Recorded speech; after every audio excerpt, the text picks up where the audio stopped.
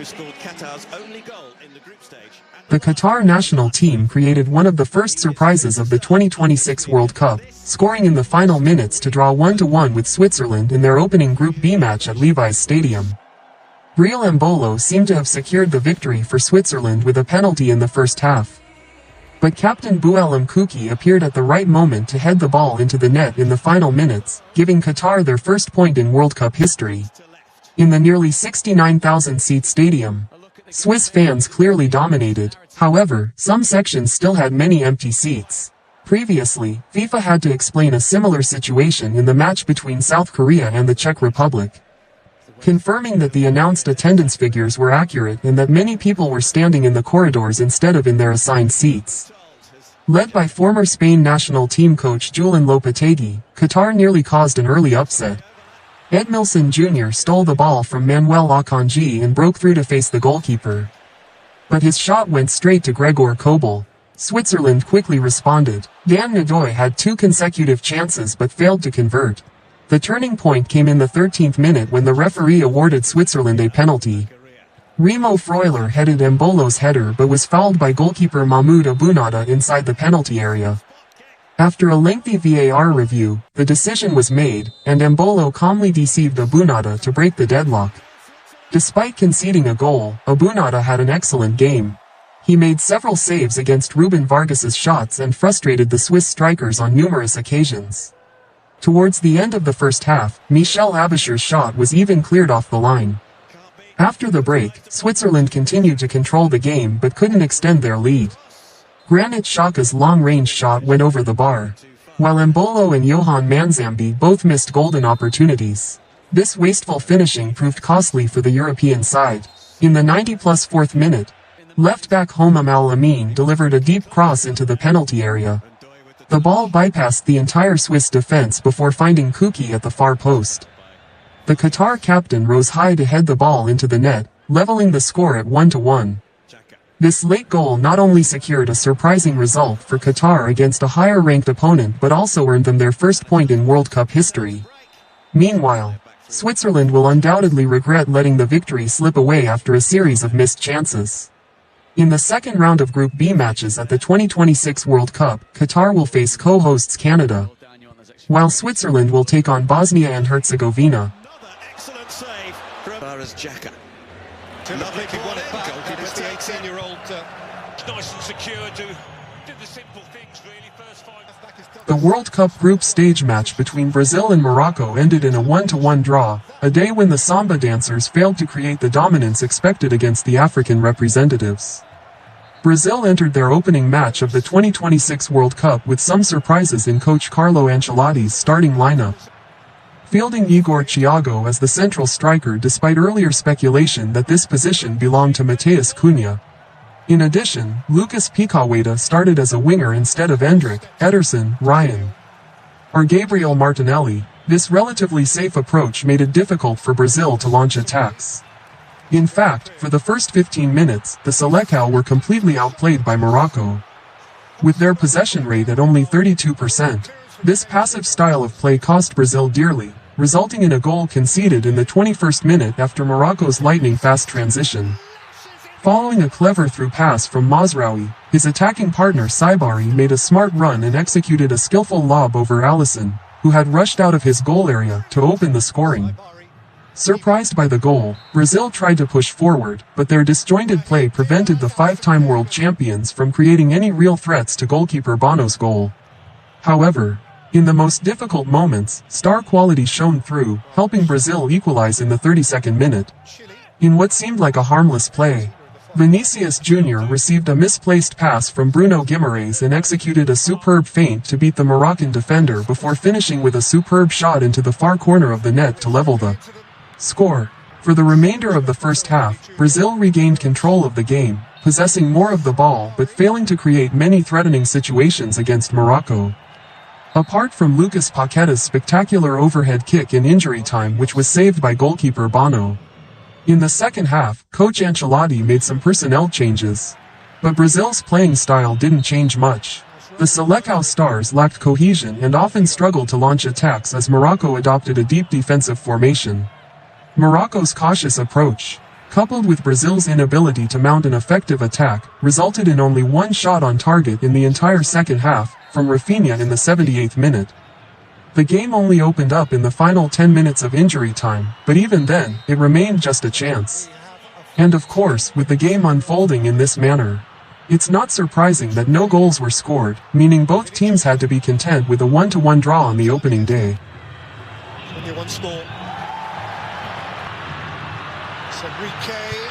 In the other two in this group, which was played in New York, New Jersey earlier. In the big time. In their opening match of the 2026 World Cup group stage between Scotland and Haiti, the European representatives struggled to secure a narrow 1-0 victory. Scotland were considered the much stronger team in their Group C match against Haiti.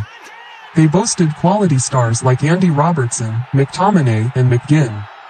Haiti's Isidore was perhaps the most familiar name to readers thanks to his time at Sunderland, but he hadn't yet proven himself at that club. With their star-studded lineup, the European side dominated from the opening whistle. McTominay, in particular, had at least two dangerous opportunities, most notably a shot that hit the post in the 17th minute. However, Haiti gradually showed that their qualification for the 2026 World Cup was no accident.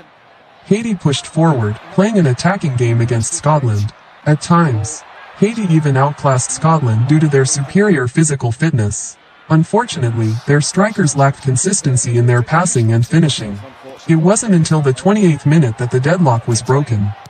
This time, John McGinn scored the opening goal for Scotland. From a dangerous attacking situation, the Aston Villa striker rushed in and scored with lightning speed, leaving the Haitian defense helpless. Looking at the replay, the 2025-26 Europa League champions, Aston Villa, were actually lucky in this play, as their shot deflected off a Haitian player and went into the net. In the second half, Haiti surged forward and created an exciting back-and-forth game with Scotland. At times, the Caribbean side even dominated their opponents thanks to the mobility of Providence on the left wing. But, like in the first half, the white-shirted team lacked the sharpness to convert opportunities into goals. In the end, Scotland won 1-0 to take the lead in Group C of the 2026 World Cup, 3 points. Ahead of Brazil and Morocco, 1 point. Day's cross. Needs to get it away, it's not. And it is feisty. It has been feisty off the left out. Look at the battling qualities in it. The match between Turkey and Australia ended with a surprising victory for the Asian representatives, who, despite being completely outplayed, still managed to score 2 goals from lightning-fast counter-attacks and dangerous shots. Turkey's coach, Vincenzo Montella, had described Australia as a team with steely resolve and excellent organization before the match. He warned that Australia was particularly dangerous on quick counter-attacks, emphasizing the need for Turkey to limit counter-attacking opportunities and avoid being drawn into their preferred style of play. In fact, the first 45 minutes unfolded exactly as Montella predicted. But it's worth noting that Turkey failed to counter their opponent's style of play. Against Australia's low defensive line, the Turkish players were unable to find opportunities to penetrate the opponent's goal and frequently resorted to speculative shots from outside the penalty area. It wasn't until the 26th minute that Turkey had their first shot, when Arda Güler rushed in to attempt a strike, but it went straight to goalkeeper Beach, who surprisingly started in place of captain David Ryan. Immediately after this tense moment, Australia switched tactics, quickly pushing the ball forward to young striker Iran Kuda. who accelerated past two Turkish defenders before firing a powerful shot into the near corner to open the scoring. Despite conceding a goal unexpectedly, Turkey failed to create many truly dangerous opportunities against Australia, except for a powerful shot from outside the box by centre-back Bardakşehir that hit the post in the 30th minute. Even so, Australia's counter-attacks constantly put the Turkish defence in danger, with Bardakşehir nearly scoring a second goal with a quick finish in the final minute of the first half. The scenario in the second half was not much different. In fact, the game became even more one-sided as Turkey, with a few personnel and tactical adjustments, continuously pressed Australia, forcing them to defend deep in front of their own goal. A goal came very close for the European side, but the brilliance of goalkeeper Beach and a bit of bad luck prevented Güler, Çalhanoğlu, Jalik, and Yildiz from finding the net. Conversely, Australia continued to play with a low defensive line, conceding control of the game to their opponents. Nevertheless, counter-attacks and set pieces always pose significant threats. One such instance was converted into a second goal in the 75th minute when midfielder Metcalf unleashed a powerful shot from outside the penalty area. Ultimately, Australia won 2-0, creating one of the biggest upsets of the 2026 World Cup. Getting really stuck in. This is a game made to Demiral. Hello everyone, it's nice to meet you again with the Disney Artist channel. In today's video it will be the character Pat from the series Handy Manny. Pat is a clawhammer who is talkative, clumsy, and not very intelligent. He is obsessed with nails. In the episode Firehouse Tools, he is revealed to be a real fireman. He bonds with Rusty and Dusty. He appears in most Handy Manny media, including Flash games, Handy Manny School for Tools, etc. Pat is mostly a sky blue color with eyes, a claw on the back and hammer for a nose. He is talkative, clumsy, and not very intelligent. Pat acts as if he was an individual, as in he will state he is a hammer as his answer to every response. He introduced Turner to blue cheese and tuna sandwiches. Who didn't like it due to the smell but ended it scarfing it down after his first bite. Turner is always annoyed by Pat for his unintelligence. Since Pat is voiced by Tom Kenny, his voice is a cross between a South American accent and his SpongeBob SquarePants voice, the titular character from his own show. Both are voiced by the same voice actor. Pat could also be a reference to Patrick Star from the same show, since they both have the same intelligence. First is to draw the head of the hammer, then draw two anvil of the tail hammer and make the face for Pat.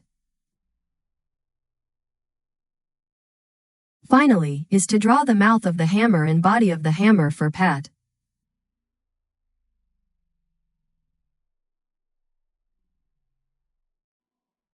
So the character Pat from the series Handy Manny has been completed. Now if you like this video tutorial, please remember hit the like and subscribe button to receive the new notify. At the same time, please download the app and go to the website DisneyStore to shopping online, as well as Disney Plus to watch some movies and TV shows for free, used by many peoples of the world. Okay, we'll see you again tomorrow, so thanks for watching and goodbye everyone.